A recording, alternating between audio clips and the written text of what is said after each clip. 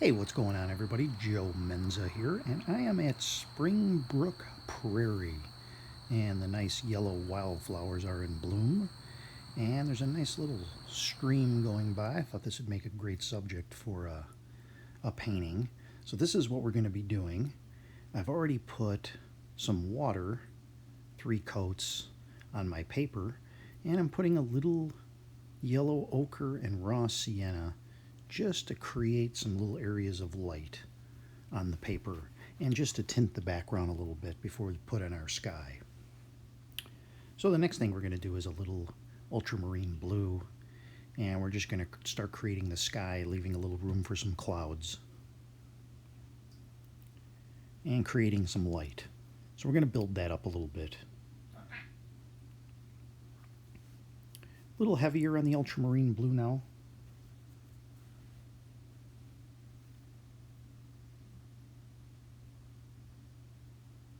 And I'm just dabbing away where it's kind of running a little bit. Don't want it to run too much in this one. And I kind of want the bottom area to be a little hazy.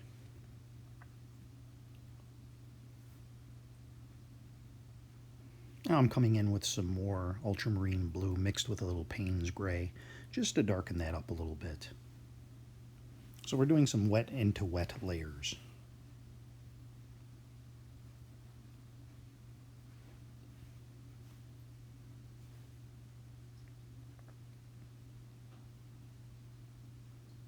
Just blending that into the bottom a little bit. I'm going to take some of that same ultramarine blue, and I'm just going to create a stroke across here, and that will make up our stream. Okay, so the next thing we're going to do is we're going to mix up a little green, little cad yellow hue, and some ultramarine blue, and a little yellow ochre.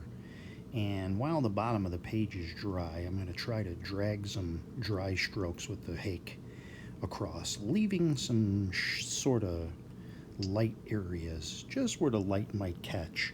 Now, that's not in the original painting, but I think it will just create for some more areas of interest.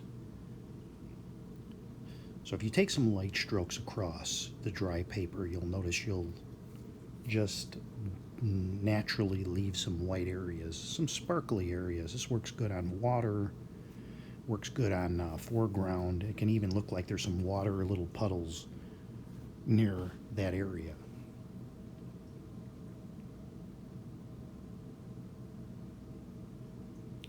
Now what we're going to do, what I'm going to do is I'm going to make some foliage in the background, and my brush is kind of dirty. It's not totally mixed together, but we're doing some greens and yellows and blues, sort of loosely mixed on the brush, and just dabbing in some distant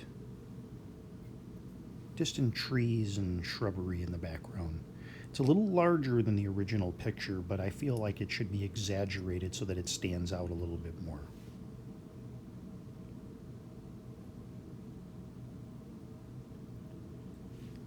A little more dry brushing, just creating some contrast in the land. A little darker green there. And these are just little tree lines from the distance. They don't have to be exact to the photo. I kind of go by your memory. This way you get something more original and spontaneous out of it.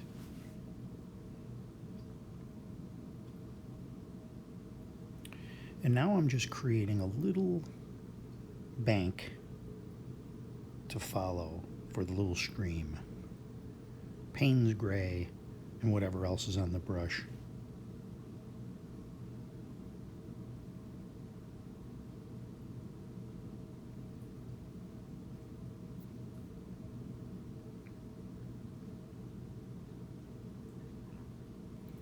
And just some shrubbery and grasses and things following along this side of the river that we'd be looking through to see it.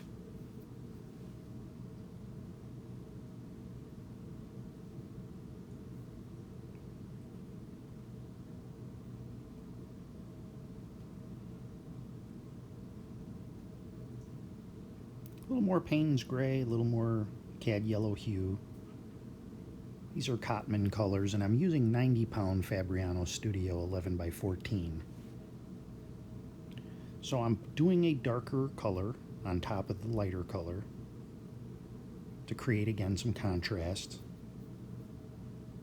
Seeing light and dark counterchange always sort of dazzles the eye.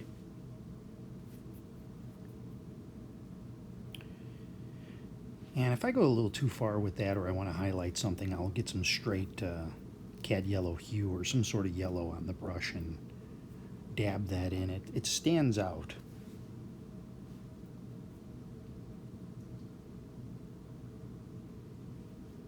So again, just creating some grasses and things for the foreground. We're going to build up on that as we go here.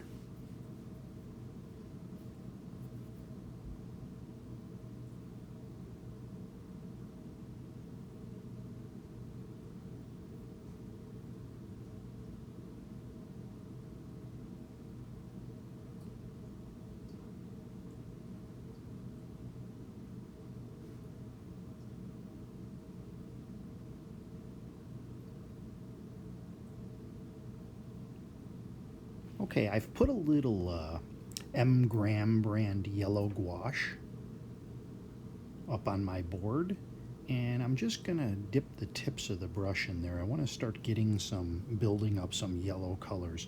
You can use cad yellow hues straight out of the tube.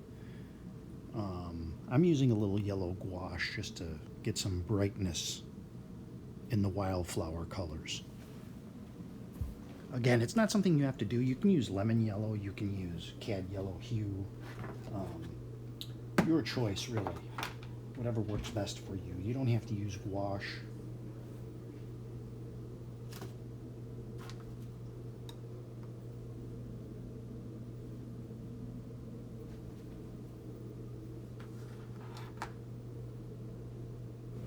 The actual color is Azo Yellow. From M. Graham that I'm using, that I'm trying. I just ordered a set of 5.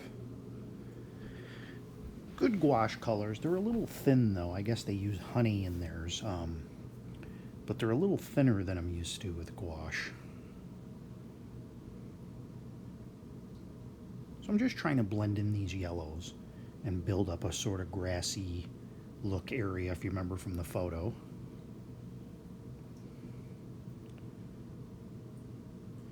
And contrast that with some darker greens.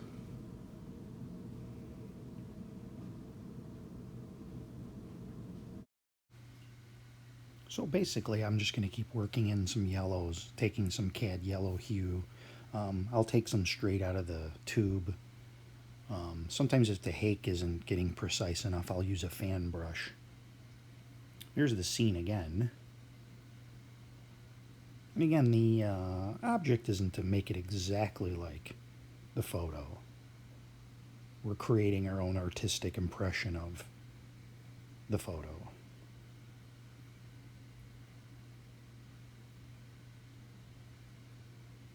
Now I'm using the fan brush and I'm just trying to pop in just to get some different textures. I like to use a fan brush. My go-to brushes are the Hake, a rigger brush, a fan brush, and a flat brush, maybe like a 1/2 inch. Okay, so I'm adding just a little bit of red, a little light red on the brush, just to create some little touches in here of warmth. Not much, just a little bit.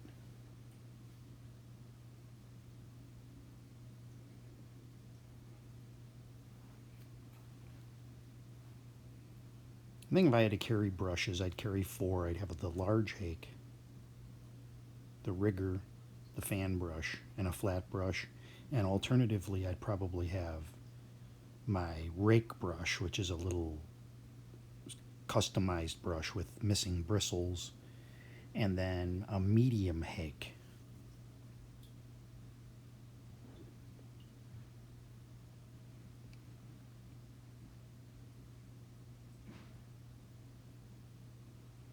Okay, I'm going back to the background here. It dried a little too pale for me.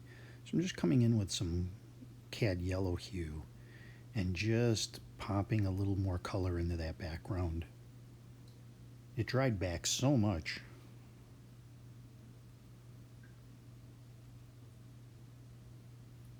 And just putting in a little green just to dirty it up a little bit. And while I'm at it, I'm going to just create a darker layer to the back shrubs, just to create a little more dimension there, make those stand out a little more.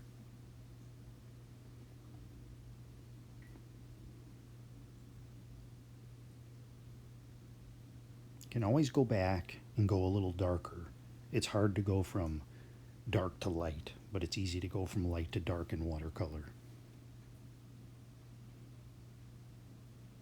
Now I'm taking a paper towel, and I've just used my spray bottle, and I'm just touching my paper towel. If your paper towel has a lot of texture to it, you can go in and just kind of touch and just create some texture.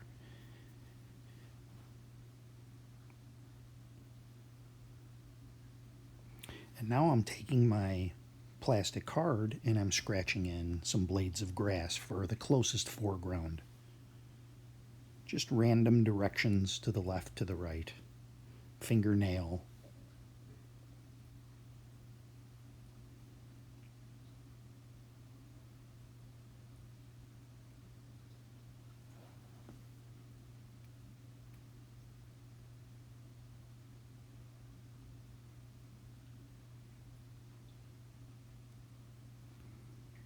Just quickly popping in some scratches into the paint while it's wet after I hit it with my little spray bottle.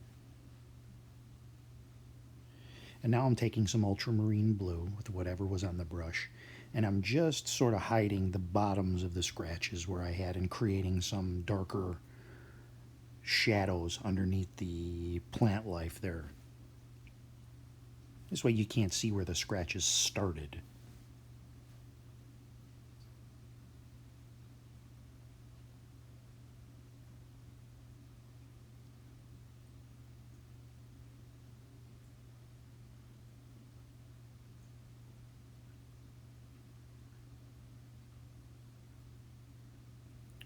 Okay, so back to working on the yellow wildflowers.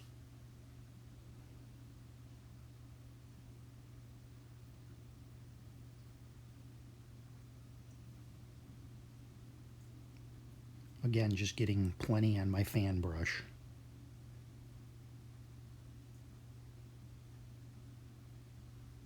And this is straight out of the tube, by the way. Neat paint, as they call it. And now you can see I'm dabbing that in. Now I'm using the yellow Azo M-gram gouache. You can use lemon yellow. You can use any of the yellows that are nice and bright. And I'm mixing that in with some cad yellow hue. And you'll notice some are warmer, so it's just good to get a variety of shades there.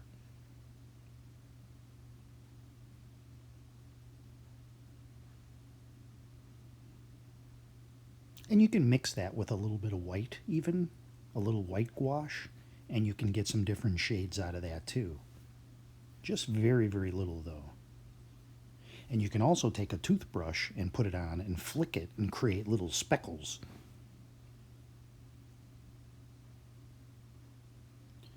So we're nearing the end here. Pop in a couple of birds.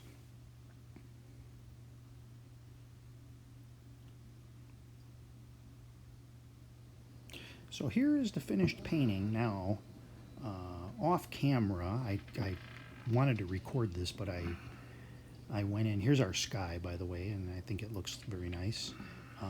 If you look at the flowers there, I did use a little bit of white, and I did flick a little off the toothbrush, and I didn't get, the camera wasn't recording. But I also used some neat, heavy cad yellow hue right out of the tube and just pressed in some heavy blobs off the end of my fan brush. And you can see that there. You can see how it blobbed up pretty good, and just created some heavy yellow just to really get that to stand out. So that's it, everyone. Thank you for watching. Thank you for subscribing. I hope you enjoyed this video. And make yourselves a great day.